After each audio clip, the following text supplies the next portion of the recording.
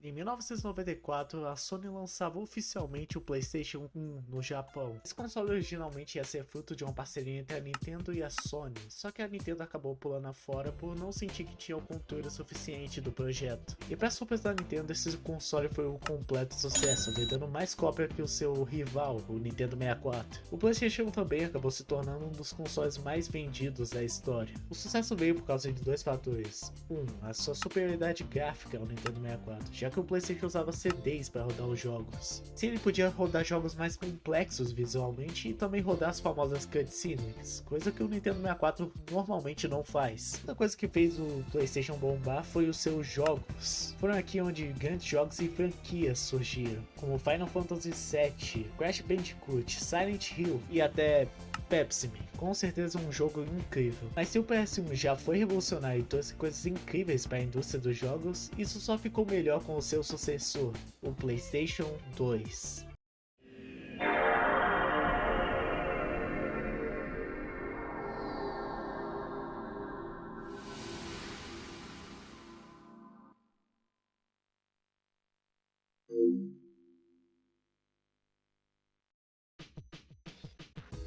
Como qualquer pessoa que cresceu entre os anos 2000 e 2010, eu já tive o meu PlayStation 2, na época onde todo mundo tava tendo um PS4. Mas como o videogame é caro e eu não tinha condições para comprar um PlayStation 4, meu pai comprou para mim um PlayStation 2 com mais 4 jogos numa feira da cidade. E na época eu já tinha um grande amor pelos jogos. Meu primo tinha um Nintendo 64, onde eu jogava toda hora na casa dele. Eu jogava muito Mario Party e Mario Kart no Nintendo 64 dele, meu Deus. Mas voltando pro PS2, o meu caso com esse console foi amor à primeira vista. Desde que eu coloquei o meu primeiro disco no console, eu sabia que dali surgiria algo muito especial e marcante na minha vida. E como não lembrar da abertura do PS2, que é aquele...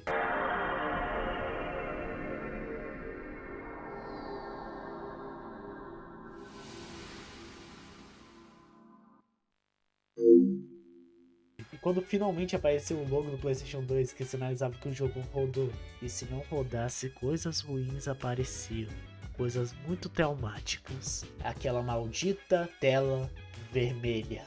Como eu te odeio. Mas vamos falar da parte mais importante do PS2 e o que fez ele ficar mais marcado: os jogos. Aqui onde as coisas começam a ficar muito interessantes. Então pega tudo que eu falei do PlayStation 1 e multiplica por 10. Aqui a gente tem novamente franquias ganhando jogos incríveis e revolucionários. Quer um exemplo? Então bora falar de Resident Evil 4.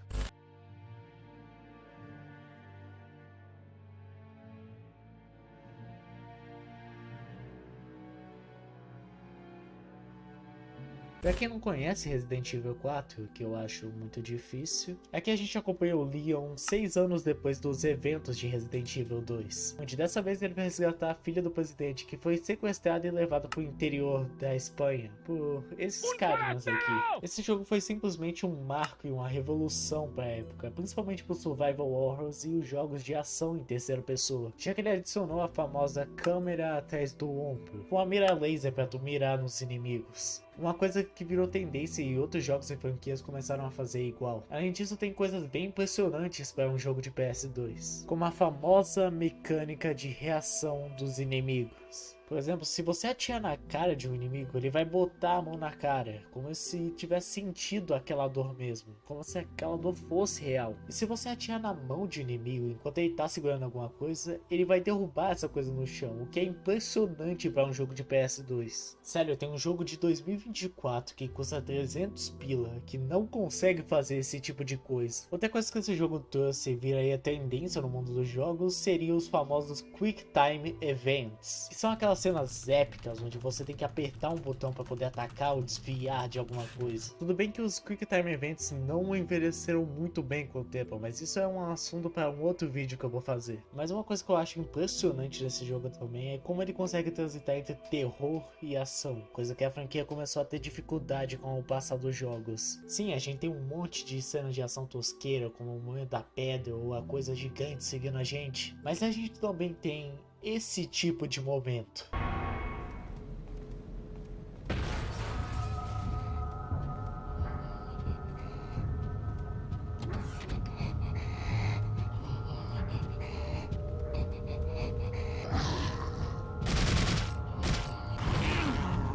Vai, duvido que Resident Evil 4 não é assustador? Vai?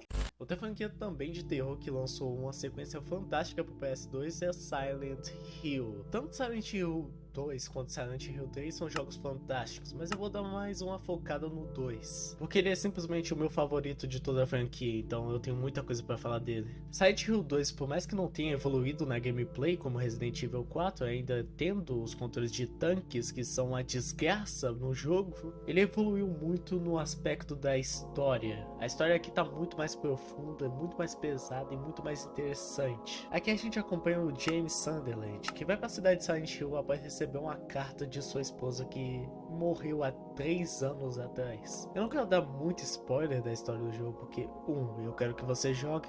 2, eu quero fazer um vídeo no futuro sobre isso, então eu não vou dar muitos detalhes. Só saibam que esse jogo tem uma história fantástica, uma história pesada que mergulha na mente de alguém muito perturbado, que é o James. Mas não só a história do James é fantástica, a história de outros personagens também são muito interessantes, como a Angela Orozco e todo o seu lance com abuso, o Ed perdendo a sanidade cada vez que ele fica mais tempo naquela cidade, a Maria com a sua campanha solo, que é o Born from a Wish. Inclusive, se você quer se aprofundar mais na história de Silent Hill, eu recomendo esse vídeo aqui do Range. Ele é fantástico e é muito bem editado. Tamo junto, Range. Eu nem comecei a falar ainda da trilha sonora desse jogo, que é fantástica. O compositor de Silent Hill, que é o Akira Yamaoka, é um deus vivo. O cara consegue passar perfeitamente a atmosfera da cidade só com uma música. Vale principalmente o destaque para o tema Flower e o World of Madness, que são fantásticas. Eu ouço até hoje. Quando eu tô estudando ou lavando a louça de casa, eu sempre boto para ouvir. Antes de finalizar Silent Hill 2, eu vou dar um destaque principalmente para os monstros. Porque além de ter um design muito bonito, ele tem significados. Cada monstro representa um medo, um trauma do protagonista. Existem monstros que o seu significado tá mais na cara, e também existem outros monstros que são mais interpretativos com a história do jogo. Resumindo tudo que eu falei, joguem Silent Hill 2. É um jogo fantástico, profundo e muito emocionante. Por mais que os controles de tanque deem uma afastada desse jogo, ele vale muito a pena. E vai ter remake. E eu não sei se eu boto fé nesse aqui não. A gente finaliza esse tópico das franquias famosas ganhando jogos incríveis pro PS2 com ele, o grande GTA San Andreas.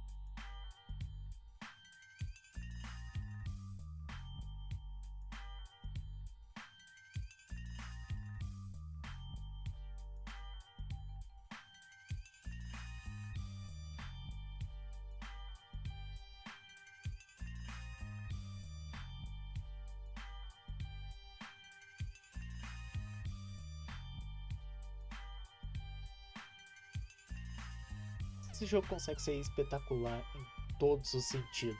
Desde a sua gameplay, que por mais simples que pareça, ela consegue ser muito efetiva, principalmente na mobilidade dos carros. Isso vale para todos os GTAs de PS2 na real. A mobilidade dos carros são sempre muito boas. E ele também surpreende na sua história. Aqui a gente acompanha um dos personagens mais amados dos jogos, Carl Johnson, vulgo CJ, voltando para San Andreas depois da morte da sua mãe, tendo que lidar com uma coisa bem pequena, como a guerra de gangue. A história desse jogo em si é muito boa, e tem uma das reviravoltas eu acho que mais marcantes da história dos jogos. É realmente algo que de primeira, quando você vai jogar o jogo sem saber nada, você não espera. Também tem os personagens fantásticos desse jogo, como o Ryder, o Big Smoke, o It e o próprio CJ. Você cria uma empatia tão grande pelos personagens ao longo do jogo que você se importa com eles quando algo ruim acontece com eles. Mas eu acho que a coisa que mais ficou marcada nesse jogo é as suas missões e o mundo aberto. As missões desse jogo eu acho que eu não preciso falar muito. Quem jogou GTA San Andreas sabe como elas são. As missões desse jogo variam de boas para frustrantes. Isso porque nos GTAs antigos não tinham os checkpoints, então se você morresse, você teria que fazer a missão desde o início. Em algumas missões isso poderia ser algo meio foda-se, mas em outras isso virava a porra de um pesadelo,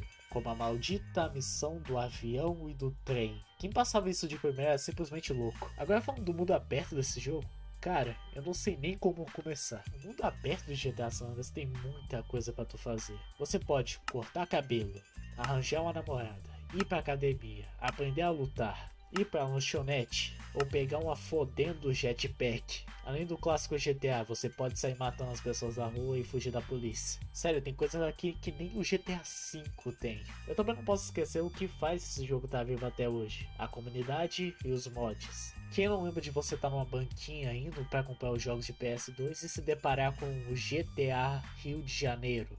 Mod que só adicionava o Rio de Janeiro inteiro pro GTA, junto com os carros e músicas. Ou o GTA Dragon Ball, que só trocava a skin do CJ pelo Vegeta. Os GTAs modificados sempre eram vendidos na vendinha, junto com o Bomba Pet. Sério, tinha GTA de tudo que você pudesse imaginar, vai desde Tropa de Elite a Sonic. Outra coisa para se mencionar que mantinha muito esse jogo vivo são as lendas urbanas. Isso foi muito popularizado pelos youtubers que falavam que tinham Pé Grande, Leatherface, aliens no GTA San Andreas. Isso sempre despertava a curiosidade de quem era mais novo como eu, que ia atrás dessas lendas urbanas no meio do jogo. Literalmente eu e meu primo, depois da escola, a gente ficava indo atrás do Pé Grande no GTA San Andreas. Falando de primo, tem uma das coisas mais legais que eles adicionaram nesse jogo para os consoles, que é o modo multiplayer. É só você ir num canto específico do mapa e pegar essa coisinha aqui. E assim que você pegava, liberava o modo multiplayer, onde a câmera ficava exatamente assim. E você poderia escolher dos vários personagens do jogo para jogar. Tudo bem que esse multiplayer não era muito perfeito. A câmera dele era bem merda e ocorria vários bugs quando você tava com 2 jogadores. Mas isso é um negócio muito interessante que eles colocaram. E fico triste deles não terem colocado mais isso em outras versões do jogo. Esse jogo é simplesmente atemporal. Ele nunca vai ser esclarecido e nunca vão parar de jogar dele. A comunidade desse jogo é muito unida, sempre desenvolvendo mods e outras coisas bem interessantes pro jogo. E ele tem um espaço enorme no meu coração, porque eu jogava ele toda hora no meu PS2 junto com meu primo. Mas não só de franquias conhecidas consolidaram esse console, também surgiram várias outras franquias. E outros jogos fantásticos foram lançados para esse console, como o meu queridinho Bully. Eu sinto que Bully é tipo um filho rejeitado da Rockstar. Por mais que ele seja muito bom, a Rockstar nunca deu muita atenção pra ele. Isso dá pra entender por causa das grandes polêmicas que foram envolvidas nesse jogo. Como o fato que ele foi banido do Brasil por um tempo, por, entre aspas, promover o bullying, sendo que a mensagem do jogo é justamente ir contra ele. Lançado em 2006, em Bully a gente acompanha Jimmy Hopkins, um aluno que foi expulso de várias escolas por ficar causando muitos problemas. E como última solução, os seus pais colocaram ele na Bullworth Academy, considerado uma das piores escolas para se conviver nos Estados Unidos. Bully pode não ter um dos mundos abertos mais grandes dos jogos, comparando principalmente com o outro filho da Rockstar, o GTA, mas ele tem o que os outros jogos da Rockstar não têm: vida. Todo mundo fala de Red Dead Redemption 2 com o mundo aberto vivo, com os NPCs que têm a vida própria, mas isso já estava aqui desde Bully. Cada NPC aqui parece único, cada um tem sua própria vida, seus próprios afazeres. Além de ser um pouco difícil deles se repetirem, eles têm a sua própria vida, eles brincam, eles namoram, eles se pegam no banheiro, eles fazem bullying uns com os outros. Realmente parecem pessoas reais que estão convivendo na escola. Não parecem nem um pouco NPCs que só tem tipo 3 ações durante o jogo, igual o do GTA San Andreas, por exemplo, que pareciam mais manequins vivos. E diferente dos outros jogos da Rockstar, aqui a gente não tem armas, por razões óbvias. Então o sistema de combate aqui é no puro soco, e diferente de novo dos jogos da Rockstar, que normalmente o sistema de combate é uma merda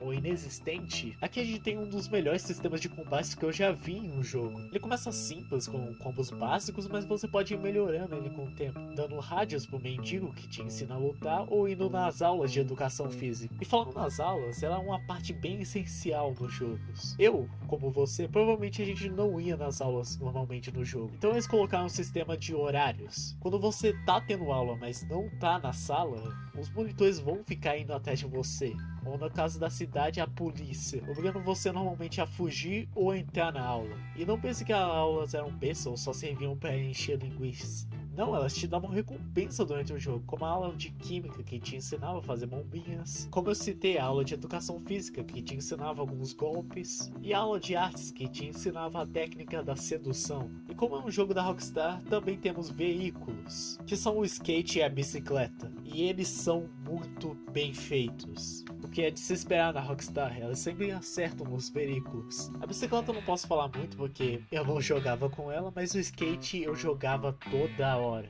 Ele é muito bom para se jogar e tem um bug que te deixa mais rápido, então fazer a jogabilidade dele ser ainda melhor. Eu queria falar mais desse jogo, como a sua história, gameplay e várias outras coisas, mas já existem esses dois vídeos fantásticos aqui. E eu também futuramente quero fazer um vídeo de Bunny. Então resumindo, esse jogo é incrível e é uma das melhores coisas do PS2 e joguem. Mas o catálogo de jogos do PS2 não é só composto de jogos bons. Como ele é o console com um dos maiores números de jogos lançados, obviamente teria sua parcela de jogos que são os feitos com a bunda. E esses, meus amigos, são os famosos jogos que são adaptações de filmes. Esse tipo de jogo sempre existiu na indústria. Tipo, tem jogos que são adaptações de filmes desde o Atari, como o famoso caso do jogo do ET. Só que isso ficou mais evidente no PlayStation 2, já que toda a série, filme ou desenho que lançava em alguns meses já tinha jogo pro PlayStation 2. E como eu disse, a maioria deles são meio cagados. Isso se deve ao tempo que esses jogos são feitos. Normalmente as empresas dão até um ano ou meses para eles fazerem o jogo. Isso porque eles querem lançar junto com o filme ou a série. E o resultado disso são jogos mal feitos, bugados, sem almas e genérico. Para explicar melhor o que eu tô falando, eu vou pegar um exemplo desse tipo de jogo, que é o B-Movie de PlayStation 2. A essência desse jogo é como se fosse um GTA. Você tem um mundo aberto, onde você pode pegar carros e explorar a cidade. Só que esse jogo tem um monte de problemas, como os gráficos, que são feios até pra época, a colisão, que é meio cagada, e o mundo vazio, onde as únicas coisas que você pode fazer é pegar carona e jogar minigame. Os NPCs não interagem, você não pode interagir com eles, você não pode nem atropelar eles, porque eles desviam na hora. Isso se repete para quase todos os jogos que lançaram nessa época. São jogos vazios, sem almas, com muito bug e nada para tu fazer. Em fazer esse quase porque sim, existem jogos fantásticos que são adaptações de filmes lançados nessa época, como jogos de Lego, como Lego Star Wars, Indiana Jones e Batman, que são muito divertidos até hoje, principalmente para se jogar com um amigo. As horas que eu passava jogando Lego Batman com meu amigo eram inacreditáveis. Aqueles momentos são inesquecíveis, eu sempre vou guardar no meu coração.